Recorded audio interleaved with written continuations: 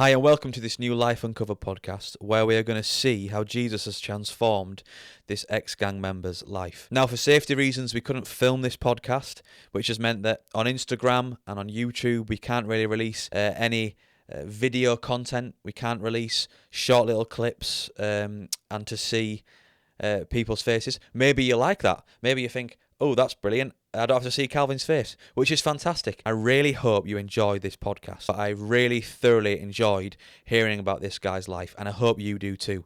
So we're going to jump straight into the podcast. Here we go. So welcome back to the Life Uncovered podcast. I'm joined here with Paul. Hi. Paul's going to share a little bit about his life and what Christ has done in it. But before we get into the nitty-gritty of Paul's upbringing and his life, we're just going to go through a few questions just so you get to know Paul in a way that you wouldn't get to know him otherwise. So, do you have any experience travelling abroad? I've only been to the war graves in Belgium and France. Are you a coffee drinker, tea drinker? I drink both. Drink both. What's your favourite? At the moment, I'm really hedging towards coffee. Yeah. I just need a little bit more of a kick in the morning. I can give you a kick in the morning. Are you a motorcycle rider? I am a motorcycle rider. What motorbike do you have? At the moment, I have a Honda 500F. I don't know what that is, but it sounds incredible. It's lovely. A couple more questions then. What is your favourite meal to have? Gotta be a roast chicken. A roast chicken. Yeah. So if you were on death row and it was your last meal, Yeah, roast chicken. a roast chicken. Yeah. Just roast chicken, roast potatoes, parsnips. Yeah? Yeah. Parsnips. Keep going. Carrots. Yeah. Yorkshire puddings. Yeah. Keep gravy. going. Yeah. Stuffing. I'm getting hungry now. Peas, sweet corn. Yeah. Pudding? I'm not big on puddings. No. But what would you choose? Pick a mix? Apple crumble Apple crumble, bit of custard. or ice cream. When me and my family would go to the carvery, they used to do a bottomless custard. Oh. So my dad would always get a crumble and just keep ordering custard. He would take one spoon of his crumble, eat his custard, and he would just keep ordering it. But they don't do it anymore now. They charge you extra, and he's Scottish, so he doesn't want to pay extra. No, he won't pay. Scottish thing. Last two. Do you like spicy cuisine? Are you a spicy man? No. No. I don't like spicy food. So no curry? No. No. And last question. Do you possess any hidden talents? Like any musical talents, any magic talents? I can play the guitar, Oh. but normally badly. Oh. But you can play the guitar. Yeah. Very good. Very good. So, Paul, would you just mind painting us a picture of your background, your sort of where you were brought up, your family life, and the different things that you faced growing up? Sure. I was born in South London back in the 1970s to a married couple. They were married only for a few years and then they divorced. After this time, I was brought up by my grandmother. She raised me really until I was about 16 when I was heading off for the army. Things weren't particularly easy growing up. Suffered at primary school for not having a father around. Got a little bit bullied by a few of the kids in the class. Comes the secondary school, I turned things around. I learned basic martial arts. I took up boxing, learnt to look after myself. That side of things really took over my life, and there were certain people who occasionally attended the school who were involved in a gang in London that I eventually got involved with. I don't say that with pride, it's with shame, because the actions that happened during that time really didn't help my life moving on from there. So you're obviously brought into a family who you had a mum and dad and they were married, and what happened there? Did your dad go off or your mum go off, or was it a bit of a messy breakup?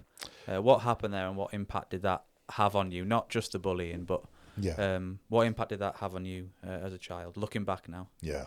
I certainly remember my parents arguing a lot. I don't think they were getting on for a number of years. My father ended up having an affair, which my mother didn't find out till after everyone else had known, who knew them. So that was a bit embarrassing for my mother. My parents were still in their late 20s at that time when they divorced. So I think both of them wanted a bit of freedom in their life. So the easiest way was to pass me on to another family member. It's difficult when these things happen and you're a child, you have no control. You know, if I was older, I would have probably moved out, set up home on my own. But, you know, as a child, you aren't mature enough and you really have to rely upon other people to care for you and for your needs. What was your grandma like? What was that household like? She was she was quite quiet, but quite a strong character. Very loving, but not necessarily touchy-feely. She wouldn't want particularly to cuddle you, but you knew that she loved you because the way that she treated you. She respected me. She cared for me. She stood up for me on occasions. Yeah, she was a wonderful woman to have in my life. She brought back balance to my life. I was very afraid after my father left. My mother had certain boyfriends who weren't particularly nice. They would hit me occasionally or verbally abuse me, which wasn't very nice either. Which obviously as a child it knocks your confidence. And again that follows you as you go on through life. How would you describe, looking back now, you as a child then? How would, in a sentence, what was going on in your head? What were your sort of thoughts and feelings towards yourself and towards your parents maybe at that time as well? I was always wanting my parents to get back together and that I could be with them because I thought there would be some security there. I felt very insecure and I just had no security whatsoever in my life, apart from when I was with my grandmother. But you have to bear in mind that she was in her mid-70s and I was probably only 4 or 5 years old. Yeah. And you mentioned that obviously this had an impact in you at school as well, because a lot of the kids saw that and bullied you because of it. And then you said that you got into mixed martial arts. Tell us a little bit about that. Did that give you a sense of power, a sense of freedom? What did that sort of give you at the time? Something that you enjoyed? For me, it wasn't so much enjoyment, but it was a way of building up my confidence to know that I could handle myself when circumstances were out of my control, and that if threatened, I would know what to do and use those skills. You said that there's some people were hanging around the school and you got yourself into a gang. Yeah. Tell us a little bit about how that transpired. So this school in South London was in a reasonable area. Yeah. But wherever you go around London, there's always gangs, whether it's just a few lads hanging about. Yeah. Or, you know, full-blown gangs where there's lots of adults and back then there was knife crime. Certain things were being run illegally, things bought and sold. Lots of things going on which sometimes the police knew about, but they were always after the key people rather than, you know, the small. Yeah, the runners. Yeah. So because I was able to handle myself and I got a bit of a reputation at school for breaking certain people's wrists and ribs. Is that because of the way that they were treating you in the past and the way they were speaking to you about the situation with your parents, or some of those situations, or was it just a mix of a lot of different things? It was a mixture, really. Yeah. You know, even a stupid thing like, you know, I'd be kicking a ball about and someone would go and nick the ball. I'd been in the secondary school for weeks, and a sixth former came over. Bearing in mind I was 11, Mm. and he nicked the ball. I gave him a lot of mouth, and he came over, giving it the big one, Mm-hmm. and I knocked him out. Wow. Now, he was almost 18, Mm. and I was 11. After that, people left me alone. Yeah. A few of his mates tried it on me with me as well, but again, I was able to stand up to them. Mm-hmm. Yeah, so I got a bit of a reputation for being a bit of a nutter and not to mess around with me, really. Mm-hmm. So people just left me to my own devices, Mm. apart from the few gang members who I knew and hung around with. Do you think that, in a sense, maybe was that aggression was built up from what was going on at home? Very much so. Yeah. Yeah. I had no way of letting that out. Yeah. You know, you can spar with people, Mm-hmm. but it's not the same as actually full body contact. Yeah. As a young teen, I was full of testosterone and, Mm-hmm. you know, and had to let it out. Yeah. I've learnt other ways, Mm-hmm. sport being one of them. Yeah. Mm. Yeah. So you got yourself involved in this gang then. If you don't mind, what were some of the things that you got up to in those gangs, some of the things that they gave you responsibility to do? It became very apparent very quickly that I was good with cars. Mm-hmm. I could quickly get into them and quickly start them up without a key Mm. and break the locks and drive them off. It was a good revenue for the gangs to get the cars, strip them and sell the spare parts. Sometimes I'd just steal a car so that I could go out joyriding for a few hours and then dump it and burn it out. That was the key thing for me. But also, just being in a gang, you always dared to do things, whether that was go into shops and steal stuff, or if there were rival gangs, there'd be standoffs, and then there would be times when you had to fight. Mm. And again, a lot of the pecking order of a gang is how well you can stand your own. Mm-hmm. Yeah, I mean, I was 14, 15 when things had really moved on and I was, you know, getting places. Mm. Do you think being in the gang gave you a sense of community and a sense of belonging as well at Absolutely. that age, Yeah. where you weren't really getting that at home? Yeah, the care and love you get from a gang, although you don't see it as that at the time, you just feel that you belong Mm-hmm.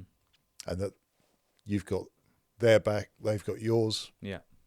If something happens to you, you know that they'll go and sort it. Mm-hmm. In the same way, if something happened to them, you'll go and sort it out for them as well. Yeah. So that was your childhood basically, wasn't it? Yeah. Your parents got divorced, went to live with your grandma, and then got involved in a group of in a gang of people to have a sense of community, a sense of belonging, and that's where you fit in. Yeah. That was your upbringing. You've mentioned to me that there was a close friend of yours in that gang, and you're going through life just fitting into where, statistically speaking, where someone like yourself would fit in. Yeah. Obviously, there's an epidemic of lots of young people going into gangs, especially with a similar upbringing to yourself. So, at what stage did you start to look at life a little bit differently? You mentioned to me that you had a friend in the gang who unfortunately lost his life. Yeah. If you feel willing, can you tell us a little bit about that? How close you were to him and what happened and then what transpired from that? Yeah, well, he was one of the guys who was actually in my school. Yeah. He was a similar age to me and we'd been through it for probably 3 or 4 years. Mm. So certainly he had my back and I had his. But that certain day I wasn't with him. I was in the same area and I could see from a distance what was going on. And a fight just turned nasty and it went from a punch up to a guy just pulling a knife out on him and stabbing him. Unfortunately, as far as I know, it punctured his heart and he died. He bled out and died on the scene, which was a massive blow for me. I had never had anyone die around me who was close to me. I suppose because of my upbringing, I had put up barriers not to feel pain and not get close to people. But yeah, this guy had managed to get in. None of the gang could go to the funeral. The police were there and they were looking out for people who may well be other gang members. I did go and visit his grave about 6 or 8 months later. And at that point, I thought, what is life about? I felt helpless. And I knew that one day that could be me. I'll be stabbed and I will die. I went down into a bit of a depression and tried committing suicide. Again, I'm not proud of the fact. I'm ashamed because for me, it's wrong. You know, I didn't give myself life. Why should I take it? But it's funny, literally 6 weeks later, a neighbour knocked at my door and just caught me off on a Sunday just at home and just said, do you want to come to church? I don't know where that idea came from for them. I'd never spoken to them about God or my beliefs or anything. Maybe it's because they saw that I was low. You know, I don't know. Really don't know. This guy took me along. Well, firstly, he invited me along and I said, well, what's in it for me? He said, well, there's good-looking women there if you want to meet some women. I thought, well, that's a good start. So I used to go along. I got to know quite a few of the people there. They were very caring, which was very unlike what I was used to. And they weren't aggressive in any way, and they didn't seem to have to prove themselves to one another or to me. And I also didn't have to prove myself to them. And straight away I was thinking, why are they so different? Why do they love me? Because there's nothing in me that is lovable. And although at that time I wouldn't have said I was a sinner, but I would have just said I wasn't a very nice person to be around or with. Whereas now I would say I was a sinner. What was the thing that attracted you most to them? What was the thing in their life that attracted you to go to church? Because surely with the stuff that you had gone through with your family and through the gang and with the things that were going on at your school, surely that would be the last place you'd want to be. You would think so, wouldn't you? I think I was looking for answers about what life was about. But what really impelled me was the love that the people had for one another and for others. That was the strongest thing. And I still feel that now. That a church, if it doesn't have love, then it doesn't have God. It states that God is love.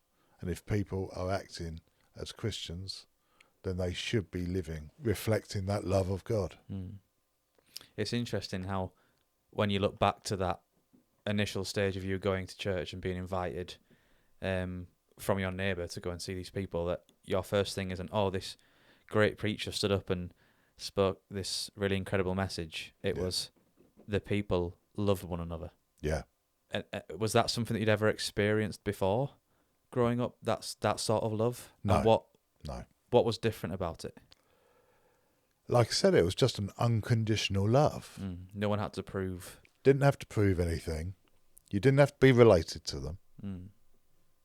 You didn't have to go and do certain acts or anything that shows that you're worthy of being able to be part of that group. You know, being in a gang and people get tasks to go and do. And if they failed, you'd probably drop in the pecking order. But those who succeeded would move up the ranks. So you're just constantly trying to prove yourself. Always. In that environment. Yeah. Yeah. So obviously now you see that the love that those people in the church had for one another was because of the love they'd experienced from Christ, from knowing Jesus and from knowing the true, the creator of the universe. When did the sort of penny drop that you actually saw, actually, the reason why these people are loving each other isn't because they're special and wonderful, but it's because of what they've experienced? I think I was a bit slow on the uptake. Yeah. Because for me, it probably didn't happen till quite a bit further along. I think I had become a Christian before ever recognising that. Mm. See, I was converted from the message of Revelations. Someone was preaching about heaven and hell, because they were saying at the end of time, when the world's being wrapped up, you either go to heaven, that is with God, or you'll go to hell, a place without God, where he chooses not to be. Mm. And I knew, because of the way I'd lived and the way I was, not having a relationship with Christ, that I automatically knew I was going to hell. Mm. And I didn't want that. So I chose to repent of my sin, to accept that I am a sinner and that I do wrong, and that I fail. And it was probably not until maybe a month or two, maybe even 3 months later, that I realised that all this love that God gives you just overflows. And that's what people see in your life. How long was it of you going along to church because of this neighbour inviting you till you made that decision for yourself to follow Christ? That probably took about 9 months. And that was mainly due to an argument I'd had with the guy who brought me along over a young lady. And after the argument we'd had, I just sat and listened to the sermon, what was being preached. And on listening to it, that's when I had this real guilt. That's the only word I can really call it, that I was in the wrong place. I was living a life for myself with no direction. I was almost being self-destructive in the way I was living my life, and I had done for the last few years. I wasn't contributing to this world in any positive way. It was literally take, take, take. And I suppose in a way I'd had enough of that. And then I saw this much better way to live. And so after coming to faith and starting to tell people about Jesus, I think some of them thought I was having a wind-up, because I'd never been to church before. I wasn't raised in a Christian family, but I think for me it was so direct, and I could see where the path would lead if I hadn't stepped off it and chosen to go on the other path, to follow Christ. So going from being a threatening person, I ended up joining like a Christian union, and there were certain people who started hanging around with me who I wouldn't have spoken to. How old were you at that point? Almost 16. Almost 16. So this all happened sort of 15, 16, Yeah. sort of teenage years. Yeah. Yeah. Came to the end of my school. I was an academic. I'd spent so much time out of school. I wasn't very good at reading or writing. So all I knew was mechanics, because I knew my way around a vehicle. So I thought, right, I'll join the army, work on vehicles in the army. So I started at Aldershot. Things were going okay. And then I suddenly found that I was struggling to breathe when I was on route marches, like a 13-mile walk with your bag on your back. What age was that? 16. 16, yeah. Yeah. So I had tests done, and they said I had asthma, which I'd never suffered from before, and I was thrown out, which again left me with, what do I do now, God? So at this point, I went back home. By then, my gran was starting to have problems with her memory. It was difficult, and I had enough, really. Gran was really unwell with dementia. She got to the point where she couldn't speak anymore or eat, and she passed away when I was 21. Yeah, sorry about that. How did that impact you? It really hit me hard. Mm. She was one of those people who filled my life, and although my life had changed a lot, she was still around, and although she had lost her capacity, she was still that person in my life who was a constant from a child. She's always been there. Yeah. Mm. So for her to go hit me hard again, and I gave up the mechanics. I left the church. By this time I was 21. I ended up just working in a warehouse and working in pubs and in a mortuary, in a hospital, just to make ends meet. So I was doing 3 jobs, basically. Yeah. Being a barman in a pub and you're 21, you're led to the drink that's there. You're led to the people who are around you drinking. And again, my life just fell apart. And then a couple of years later, I'd been to a wedding and asked a mate of mine if he wanted to go out, and he said, no, I'm too tired. So I met up with someone else in Wimbledon. So we went to this pub/restaurant. My mate was already there. I'd been to this wedding. Sat down and he was chatting to a couple of women. He was chatting to one of them, so I got chatting to the other one. And it turned out that later it would be my wife. Turned out that she was also going to a church but had fallen away a bit. And over the next 2 years, we built up a relationship and we got married. We both were attending the church where she had been, and we both came back to Christ. We'd both fallen away, me probably more than her, and I had done some stupid things during that time, which I won't go into, but they are life-changing, and they're the biggest regrets that I've got, because I can't go back and change that time. I can't alter the facts that happened. So, yeah, so I was 25, I got married, I was living back in London. I'd moved a little bit out of London for a time.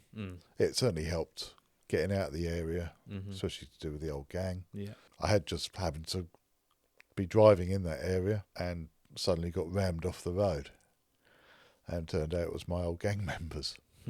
They'd recognised me and smashed my car up.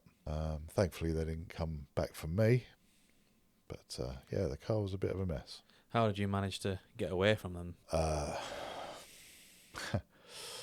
High speed, manoeuvring, going down a lot of small streets too fast, ended up crashing the car. What impact did that have on your faith then, going away and then coming back? Obviously, finding your wife, getting married, coming back into London. What was going on in your life then? What impact did that have on your faith?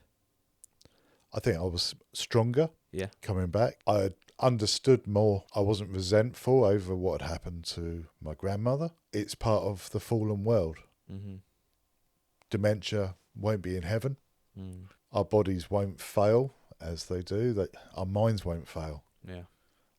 We'll be complete and whole for eternity. Judith's very stable. She's very, I'd say, secure in herself and in her faith. And for me, who was a bit all over the place, due to the depression, I have suffered with panic attacks over the years, suffered with eating disorders. I still have, I like to call them night terrors, where I have nightmares of things that have happened.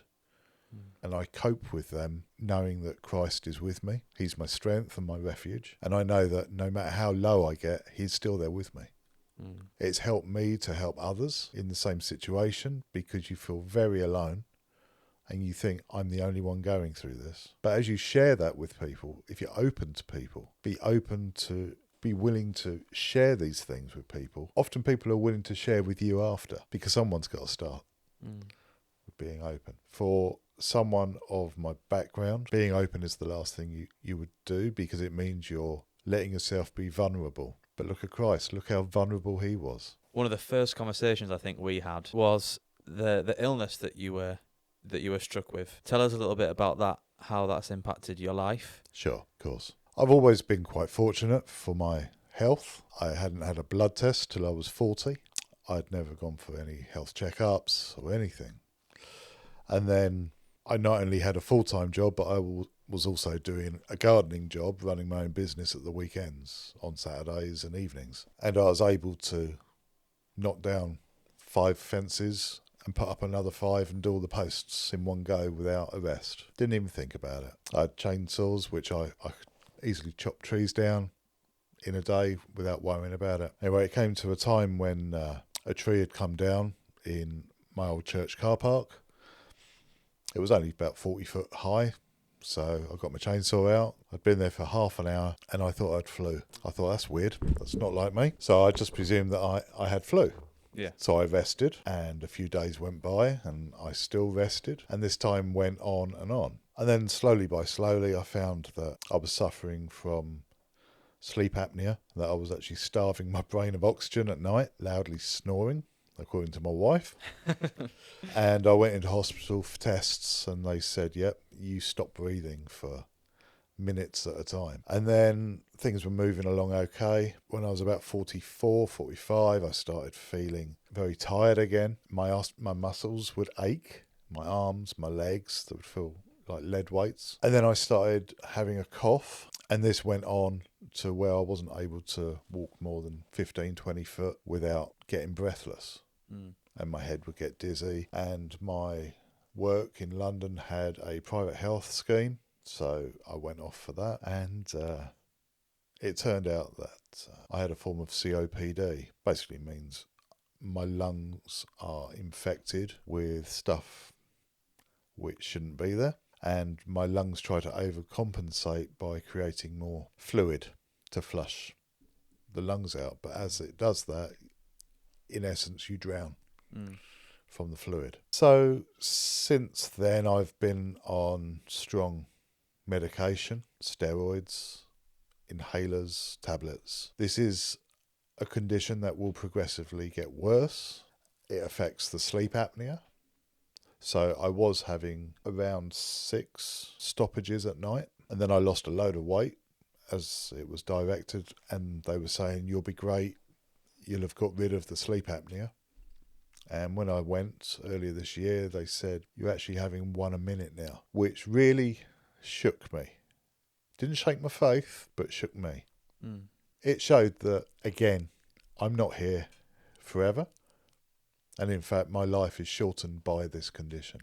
It's made me enjoy my life more, to enjoy my family, enjoy church, enjoy my work. People of my age are often looking forward to retirement. I've got no guarantee that I'll reach that age. But because of what God has done in my life, I know that my future is secure, that I will have an eternity with God. People say, well, how can you say that? Well, because Jesus died and rose again. That's how sure I am. You look at this world that we live in, it's fallen. And God doesn't make our life perfect in this life, but the next one will be. I love the fact that I can enjoy my life because I know that it isn't forever on this earth. I can enjoy things so much more maybe than other people because they think, well, there's always tomorrow, there's always tomorrow. So I'm blessed that I know that there won't be a tomorrow one day in my life, whereas other people live as if there will always be a tomorrow. It opens your eyes. I think people live that way, don't they, in society now, where it's live for today, have fun, there's always going to be tomorrow. Live for today, have fun, there's always going to be tomorrow. And a lot of people look at Christians who have a faith and say that their lives are boring because they don't live that way. But really, you're living proof that you were living that way before and you weren't necessarily happy. You weren't necessarily enjoying your life. I wasn't fulfilled. I am honestly fulfilled. And when I go to bed at night, I'm not worried if I'm not going to wake up. Because I know where I'll be. And I know the life that I'm living now is the right life. Because I live it to the full. If you were to meet your younger self now, if your younger self was to pop through this really small cabin in the middle of nowhere and ask you for some advice, what advice would you give him? I would say don't waste your life. Don't live for experiences, and don't live for me. Live for others, because it's so much more fulfilling. And trust God with everything you have wholeheartedly. And knowing you, I think that's true. And I can say that because I think you radiate that. I think you radiate what you experienced when you weren't a Christian, when you went to that church. How to love others because Christ has loved you. Yeah. And that's testament to what God's done in your life and how he's changed you, and testament to you as a person. Yeah. So I think that's true. I can say that. I can back you up. Thank you. Last question then. For people listening to this podcast, people listening to your life and what Christ has done in it, what would you say to them? What would you say to people who are maybe going through what you went through as a young lad, or what you're going through now with coping with this illness? What would you say to the people listening to the podcast now? I would say don't worry. Worry doesn't change anything. It's a natural instinct as a sinner to worry. You know, you look at Jesus's example where he talks about the birds. They've always got enough food. For anyone who's going through health situations, it is a natural thing to worry. But all it does, it makes you worse. And it makes you depressed, and it makes you feel hopeless. But that's, you know, that's what God is there for. He's there because he is our hope. He's our sure foundation. He's what we need to cling on to. He not only gives you a purpose in health, but also in sickness. Amazing. Yeah. Well, thank you very much, Paul. Thank you very much for being willing to open up.